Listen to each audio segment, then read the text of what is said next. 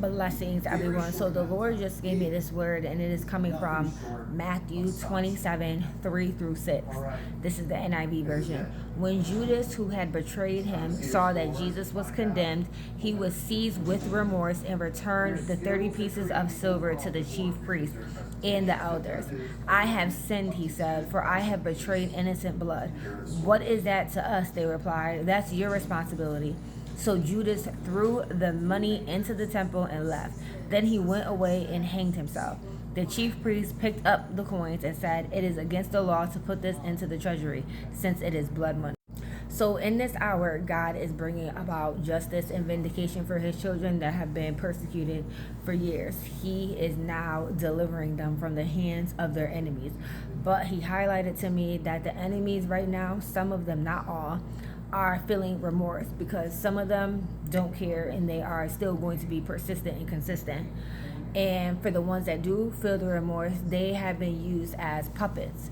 And they're now being condemned by the same exact people that were puppeting them, the same exact people that were benefiting from the evil and wickedness that they were doing are now the same exact people that are condemning them. They are now turning against one another. So Satan utilizes any vessel that has an open door that he is able to utilize, and he will utilize them until he is not able to utilize them anymore. And that is when God brings about his judgment. So once God brings about his judgment, the enemy will allow God to do whatever it is that he's going to do with you, and then he just hops into another vessel that he can utilize. He literally will discard you. He does not care what is going to happen to you. He knows that God is going to bring judgment upon those that come up against his children, his anointed, and the enemy will still use you until he cannot use you anymore. And once judgment comes upon you, then he will just hop into another vessel that he can utilize. So that's the same exact way these people that were puppeting the puppets that they had, like the same thing that happened to Judas when he went to them and let them know, like, I have sinned. I don't want this money anymore that you guys have given me. Take it back. They didn't even want to take it back anymore because they knew it was blood money and they knew that they had now killed an innocent man. And that's what Judas was feeling. He was feeling the remorse of killing an innocent man, and that's why he went and hung himself.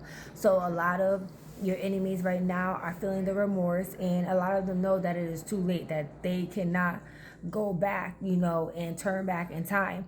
They have to face the judgment of the Lord. For some of them, they have done so much evil and wickedness to the point where it is costing them their life. Like, literally, God is going to lift his grace and his mercy, and some of them are going to perish because of the things that they have been doing.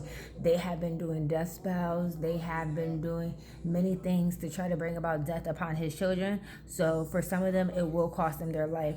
God does not want us to rejoice in the judgment and the vindication that he is doing right now in the lives of, our enemies, but what he does want you to do is to rejoice in him vindicating you.